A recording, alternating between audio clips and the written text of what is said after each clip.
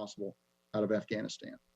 We also continue to expand the capacity at our intermediate facilities to ensure safe, sanitary, and humane conditions for our evacuees, while continuing to look for ultimate ways to expedite their processing and ultimate transfer to the United States or other destinations. I'd like to close out my remarks today by just taking a moment to describe the heroism that our Marines, soldiers, and sailors are exhibiting as they screen the people who are coming onto the airfield. This is close-up work. The breath of the person you are searching is upon you.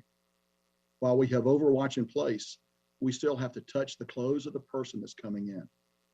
I think you all can appreciate the courage and the dedication that is necessary to do this job and to do it time after time. Please remember that we have screened over 104,000 people. Finally, I'd like to offer my profound condolences to the families of our servicemen and women and Afghan civilians who lost their lives today. We have put more than 5,000 U.S. service members at risk to save as many civilians as we can. It's a noble mission, and today we have seen firsthand how dangerous that mission is. ISIS will not deter us from accomplishing the mission, I can assure you of that. All Americans can and should be proud of the men and women of the armed forces who are facing these dangers head on with their international partners and all our other friends that are with us. And we appreciate your thoughts and prayers for all our service members who are carrying on this mission today. John, I'm now ready to take questions. Thank you, General. We'll start with Lita. Thank you. General McKenzie, Lita Baldor with AP, thank you for taking the time to do this. Can you give us your assessment of the ISIS threat going forward? What are you seeing on the ground now? Does this cut the evacuation short, do you believe? And are people able to get onto the airport now? And then finally, the president has warned that any attacks against the U.S. would be answered. Will this attack be answered militarily by the U.S.? So a number of questions there. Let me try to take them in order. So first of all, the threat from ISIS is extremely real. We've been talking about this for several days. We saw it actually manifest itself here in the last few hours with an actual attack. We believe it is their desire to continue those attacks, and we expect those attacks to continue. And we're doing everything we can to be prepared for those attacks. That includes reaching out to the Taliban, who are actually providing the outer security cordon around the airfield to make sure they know what we expect them to do to protect us. And we will continue to coordinate with them as they go forward. We are continuing to bring people onto the airfield. We just brought a number of buses aboard the airfield over the last couple of 3 hours. So we continue to process. We'll continue to flow people out. The plan is designed to operate while under stress and under attack, and we will continue to do that. We will coordinate very carefully to make sure that it's safe for American citizens to come to the airfield. If it's not, we'll tell them to hold, and then we'll work other ways to try to get them to the airfield. But I think our mission remains. We're still committed to flowing people out up until we terminate operations at some point, towards the end of the month. But I think we have the ability actually to do all of those things as we go forward. Let me just come back one moment. And you talked about going after ISIS. Yes, if we can find who's associated with this, we will go after them. We've been clear all along that we're going to retain the right to operate against ISIS in Afghanistan. And we are working very hard right now to determine attribution, to determine who is associated with this cowardly attack, and we're prepared to take action against them. 24/7, we are looking for them. David. General David Martin with CBS. 27 casualties is a terrible number. 12 dead. Could you explain the circumstances of these attacks which resulted in such high casualties for the U.S.? Sure, David. So first of all, you will understand that we're still investigating the exact circumstances. But what I can tell you is this. The attack occurred at a gate. And at a gate, we have to check people before they get onto the airfield. We have to ensure they're not carrying a bomb or any other kind of weapon that could ultimately make its way onto an aircraft. So that requires physical screening. You can't do that with standoff. You ultimately have to get very close to that person. So while the air base itself is surrounded with T-walls, we're well bunkered in. We've done a variety of things to protect ourselves. At these interface points, these gates where people actually come on the airfield, there's no substitute for a young man or woman, a young United States man or woman, standing up there conducting a search of that person before we let them on. Now, the Taliban have conducted searches before they get to that point, and sometimes those searches have been good and sometimes not. I will simply note that before this attack, we had passed 104,000 people through. So this attack is one too many, but we'll evaluate what happened. We'll find ways to always get better. But the key thing is you don't want to let somebody on an airplane carrying a bomb, because that could result in even massive loss of life if an airplane were to be destroyed. So you got to do the searches. We work with our Afghan partners on the ground, the NSU elements, to conduct those searches. But ultimately, Americans have got to be in danger to do these searches. There's really no other way to do it. And again, I cannot tell you how impressed I am with the daily heroism of the men and women that are out there doing this work. Typically soldiers, sailors, and Marines that are doing that work. And they're right up close to thousands of people that are flowing through the airfield. You've all seen the images. And to be able to get up and do it day after day, it's remarkable. And this time, it looks like somebody got close to us. We'll find out why. We'll try to improve our procedures. It is 12 service members dying. Nobody feels that more closely, more directly than me and everyone else in the chain of command. And we recognize that we need to continue to evaluate our procedures as we go forward. At the same time, there's a tension there. We have to continue to let people own the airfield, because that is why we are there. We're not there to defend ourselves. We're there to defend ourselves while we process American citizens first, but also the other categories of people that I've mentioned, get them to a place where we can fly them out into a safer, better future. So just to be clear, this suicide bomber was going through the gate, being searched, checked by U.S. service members when he detonated his vest? David, that would be my working assumption. I know this: he did not get inside he did not get on the installation. It was at the interface point where they try to come in where this attack occurred, and we just don't know more right now. We're gathering that information. As you will understand, we're investigating that. But right now, our focus really, we have other active threat streams, extremely active threat streams against the airfield. We want to make sure that we've taken the steps we need to take to protect ourselves there. So our focus is on that. Over the next few hours and day or two, we'll learn a lot more about what happened here. And I'm sure we'll be able to share that with you. But right now, our focus is actually going forward, ensuring that another attack of this nature does not occur. Because as you know, typically the pattern is multiple attacks. And we want to be prepared and be ready to defend against that. Courtney. Can you, hey, General McKenzie, it's Courtney Cuby from NBC News. Can you tell us a little bit more about these extremely real additional threats from ISIS? Is it a concern about more suicide attacks? And also about some of the steps that you may be taking to mitigate future attacks? I mean, would it include putting U.S. troops or Marines outside the gates or outside of the airport for additional perimeter security? And then finally, with all of this, is there any discussion about sending any additional U.S. troops to Kabul airport for additional security measures? So let me actually answer the last part of your question first. We assess we have the forces we need to protect ourselves there. I'm always in a constant dialogue with the secretary. If I needed anything else, I'd be talking to him immediately, but I think we have what we need to protect ourselves. So let's talk a little bit about the threat streams. So very, very real threat streams, very, very what we would call tactical. That means imminent, could occur at any moment. And they range from rocket attacks. We know that they would like to lob a rocket in there if they could. Now, we actually have pretty good protection against that. We have our anti-rocket and mortar system, the gun systems that those of you who've been out there are very familiar with, that are pretty effective against these kinds of attack. We are well positioned around the boundary of the airfield, and we feel that we would be in good shape should that kind of attack occur.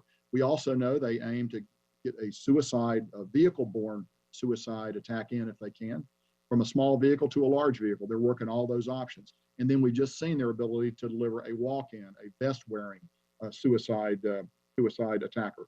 All of those things we look at. Now, the other thing we do is we share versions of this information with the Taliban so that they can actually do some searching out there for us. And we believe that some attacks have been thwarted by them. Again, we've been doing this we've been doing this since the 14th. This is an attack that's been carried out. We believe it's possible that others have been thwarted.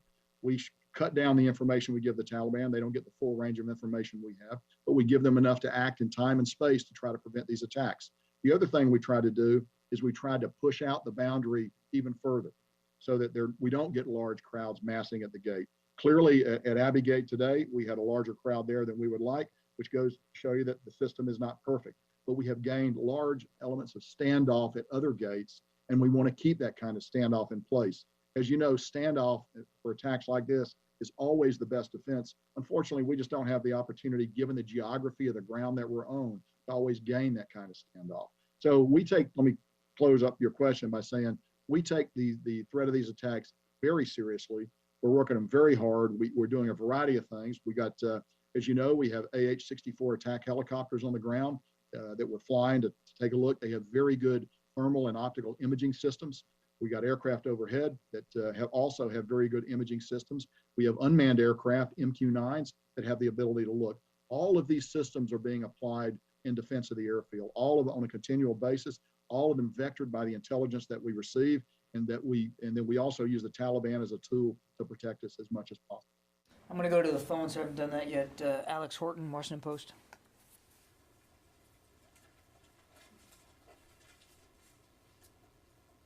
Alex, you there? Yep, just unmuting. Hey, Gerald, this is Alex Horton with the Washington Post. Thanks for doing this. Can you give us a sense of where you are in casualty notification for these folks on the ground? How long do you expect it to take, given that it's a large number? And also, can you tell us a little bit about, how the forces have reacted? You said that you introduced a little, probably more standoff at this point, but what are other measures you're taking to increase security after the attack? Sure. So I would actually defer you to the services for notification of casualties. That's a function that the services provide.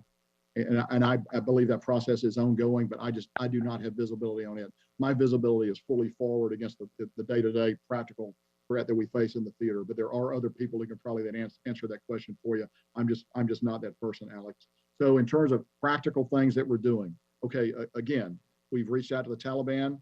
We've told them you need to continue to push out the security perimeter. We've identified some roads that we would like for them to close. They've identified that they will be willing to close those roads because we assess the threat of a suicide-borne vehicle threat is high right now. So we want to reduce the possibility of one of those vehicles getting close. And so we're actually moving very aggressively to do that. We talked a little bit about the overwatch that we have in place, but I'll review it again. We have our unmanned aircraft, our MQ-9s, and other unmanned drone systems that have very good optical and other means of looking down. So we look at what's happening around the gate. We try to identify patterns, and we got highly trained people that take a look at that.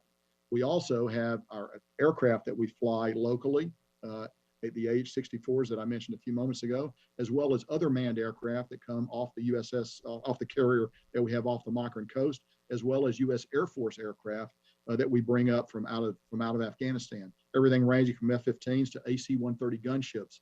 And as you know, the AC-130 gunship has a very highly capable targeting system, and it's also a very visible platform. And we know from long experience that visible demonstration of these kinds of ISR tends to dissuade the attacker because they know that if we can see them do it, we're going to strike them immediately. So we'll be prepared to do that should it become necessary to defend the base. We're looking very hard. We assess we are in a period of heightened warning right now, and we're working through that as aggressively as we can. Over. Gordon. Yeah, General, Gordon Wolf on the Wall Street Journal.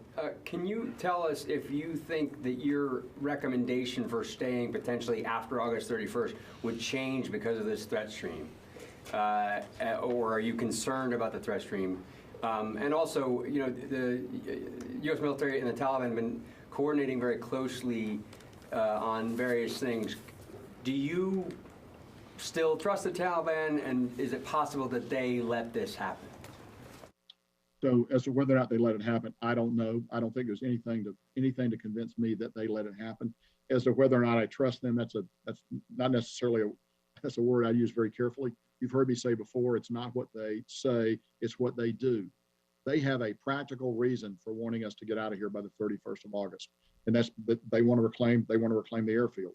We want to get out by that day too, if it's going to be possible to do so. So we share a common purpose. As long as we've kept that common purpose aligned, they've been useful to work with. They've cut some of our security concerns down, and they've been useful to work with going forward. Now, long term, I don't know what that's going to be. I will tell you this: anytime you build a non-combatant evacuation plan like this, and you bring in forces, you expect to be attacked.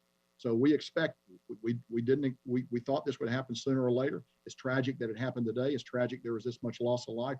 we are prepared to continue the mission. I've had a great opportunity to have dialogue with my chain of command on it, and I'm not going to be able to share with you what my advice has been, as you know and understand, Gordon, but I think we can continue to conduct our mission even while we're receiving attacks like this. Over. Eric? General Eric Schmidt with the New York Times. Even before today's attack, you were just 4 days or so from leaving. How soon will you have to start diminishing the evacuation flights, if indeed those can continue, to make space and time for the military retrograde, that is the withdrawal of the remaining troops there and their equipment? So Eric, without getting into specifics, I would tell you that the plan is designed to maximize throughput of evacuees even as we begin to prepare to draw down the force on the ground. So we recognize there's a need to balance the two. So we're not going to get to a point where suddenly we turn off the spigot. It will draw down as we get closer to the end date. It's not useful for me to share that date with you right now when we will begin to draw down those flights, but we will do it at some point. At the same time, I want to emphasize again, the plan is designed to maximize pushing people out, even as we reconfigure the force, continue to defend ourselves, and get ready to bring out our own equipment and ultimately our own military personnel. And General, if I could just follow up on that, will you have to also develop alternative routes beyond those that you already have to get the remaining Americans in Kabul who want to leave safely to the airport? So I would tell you that we have worked over the last week.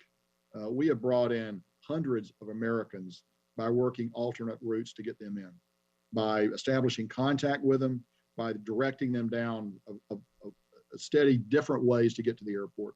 Our task force, our JSOC element, does that on the ground very effectively in coordination with Admiral Vaisley, who's the overall commander there. So we continue to do that. That's not something that we're beginning now. We've done that all along, and we will continue to do that up until the last moment. Jennifer? General McKenzie. Jennifer Griffin, Fox News. Can you say, was there one or two suicide bombers at the Abbey Gate?